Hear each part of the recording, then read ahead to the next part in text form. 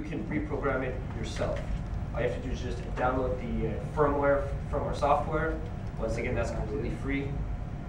And they're also updatable. So whenever we have a hardware, well, basically a firmware update, you can download it yourself and you can update it. So even if you bought a controller 2 years ago, and we have all these new features which came out, you can update it and then it's going to be the same as if you just bought it. So we have 9 fully protected inputs and 8 outputs.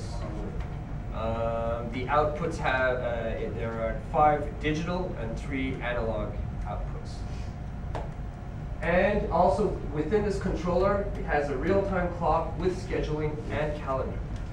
So you do not need any kind of external a timer or anything like that. It's already embedded within the controller, but we'll see it in a bit with the focus. Okay, so a few highlights for our rooftop, which I'd say most of our M1000 sales are these rooftop unit controllers. For cooling, you can have up to 4 stages of cooling or analog cooling. For the heating, we have 3 dedicated outputs for heating, 2 digital and 1 analog. So it can be staged, it can be modulated, it can be pulsed, it can be any combination of these. So for heating, we've got a lot of options. We have a supply air reheat. If you guys have like an SCR in your unit, I don't know if you guys get that a lot around here. Sometimes. We have an output for the fresh air damper. So we have an economizer sequence embedded for free cooling. We also have an input for a CO2 sensor. So that will also play on the fresh air damper. In terms of static pressure control, it can either be a bypass damper or a variable frequency drive. We also have an output which could be used for either an exhaust fan or a power exhaust, depending on the application. And we offer full-time protection. I mean, we already know that rooftops in general, they already have all their own protections, but we have our own set of protections on top of that. So we're just making sure that that unit is extra safe. And when we say with those 3 temperature sensors, was basically supply, return, and outside air sensor. Okay, here's a few other controllers which are part of the ProLon line. We have a humidity controller. The humidifier can be on/off or modulating. And we also have an outdoor reset. So depending on what the outside temperature is, it's going to change the relative humidity value which we want. Does that, or do you have, that is for a humidifier to add? Do you have any logic here or in your rooftop controller for dehumidification? Coming. Future enhancement. Cool. Okay. We have a boiler controller. It's like a basic boiler controller. It's not a super high-tech one, but for a basic boiler, it can do what you got to do.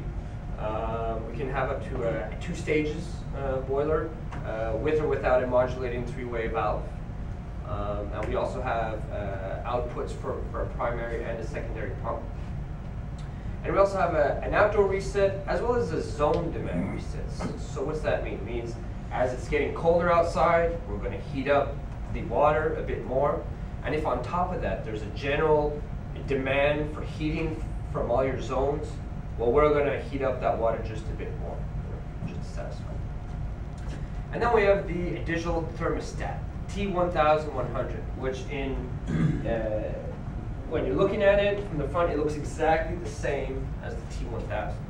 But what's different about him, that guy, is that whereas he is a wall sensor, he's got no outputs. He just communicates with his VAV controller, that's it. He actually has 2 outputs, 1 digital and 1 analog. So this would be useful for a room where maybe there is no VAV box, or you just want to control, I don't know, like a radiant floor or like a baseboard or something like that. So that's what he's for. So he can be used for either heating or cooling purposes. And we also have a multi-purpose sensor input, which can be used for averaging a remote sensor or a slab temperature sensor for gradient floor heating. And then we have our network scheduler. With him, we can do a lot more. Remember when I said just a moment ago that the M1000, he's got his own internal schedule, calendar and such? Well, this guy, you can store up to 16 schedules with him. So the idea behind this is if you have multiple rooftop units, instead of going into each M1000 and doing a different schedule, you can all do it from this guy. You can set up 3 or 4 schedules and say, okay, schedule number 1 goes to unit 1, 2, 3. Schedule number 2 goes to 3, 4, 5. Just to give you guys an idea. Obviously, it's with this guy, which allows us to connect onto the internet with an IP address. And one of the newer features which we have is email-based alarm system. So basically, you can choose any parameter of any controller which is on the system, and you can any of those parameters compare it to another value, and if ever it goes over or goes under, whatever you choose, you will receive an email, or you can send it to somebody else. And there's also one other feature which came out recently is, suppose you have multiple rooftop units, instead of each of them having an outdoor air sensor, you can use a single outdoor air sensor. And then you can tell him, okay, go get that temperature and distribute it to everybody else. So you're saving on the sensors, you're saving on the wiring, you're saving on the time. So I think everybody wins with that situation. Okay, here's the ProLon focus, but we're going to get onto that in just a second anyways, so I won't stay too long in the ProLon live, but we'll also get to that. Okay, so a lot of people ask us, when we start showing them, they're like, "Are you guys DDC? Because you sure look like DDC." But when we say no, we are not DDC. So basically, where does ProLon come from, basically? So about 15 years ago, there was a wholesaler who was part of the CGNA called ProControl in Quebec, and they noticed that in the industry, you usually had 2 choices when they had to do something. They only had 2 choices. So you have the analog technologies, which on the good side, it's very simple to use, and the cost is very reduced. But you have limited performance because basically there is no communication. So you have a thermostat here, thermostat in the other room, and then they're kind of fighting each other because it's not really centralized. And then as soon as you wanted something a bit more, you had to go to the DDC, because the analog technology, you just could not get those sequences. So it's kind of the other way around.